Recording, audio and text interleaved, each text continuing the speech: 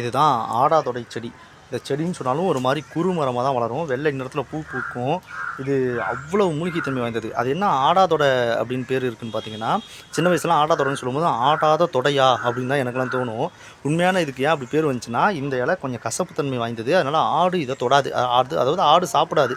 ஆடு தொடாத இலை அப்படின்றதுனால ஆடாதொடை இலை அப்படின்றது, ஆடு தொடா இலைன்றது ஆடாதொடை இலைன்னு காலப்போக்கில் மாறி போச்சு. நுரையீரல் சுவாச சம்மந்தப்பட்ட எல்லா பிரச்சனைக்கும் ஒரு சிறந்த மருந்து இது. சித்த மருத்துவத்தில் ஆயுர்வேதத்திலலாம் நுரையீரல் சுவாச சம்மந்தப்பட்ட எந்த ஒரு மருந்து செஞ்சாலும் அது இந்த ஆடாதொடை இல்லாமல் செய்யவே மாட்டாங்க. அவ்வளவு சிறப்பு வாய்ந்த ஒரு மூலிகை தன்மை வாய்ந்த ஒரு மரம் இது. அப்போலாம் வேலியாகவும் இதை அதிகமாக நடுவாங்க. வேலியில் அதிகமாக இதை பார்க்க முடியும். அதோட ஆடாதொடை மணப்பாகு அப்படின்ட்டு ஒன்று விற்கும். அதை நீங்களே கூட வீட்டில் செய்யலாம். ஆடாதொடை இலையை எடுத்து அதை நல்லா போட்டு அரைச்சி, அம்மிலையோ மிக்சிலையோ நல்லா அரைச்சி, அதோட கொஞ்சம் அந்த கருப்பட்டியோ இல்லை இது நாட்டு சர்க்கரையோ கலந்து நல்லா கிண்டிக்கிட்டே இருந்து அந்த இந்த பாகு பதம்னு சொல்லுவாங்க, அந்த லெவலுக்கு வரும்போது இறக்கிட்டிங்கன்னா தினமும் ஒவ்வொரு ஸ்பூன் எடுத்து சாப்பிட்டா சளி தொந்தரவே இருக்காதுன்பாங்க. யூடியூப்பில் அதை பற்றின வீடியோ, அதை எப்படி செய்யலான்ற வீடியோஸ் நிறையா இருக்குது. வேணால் பார்த்து கற்றுக்குங்க.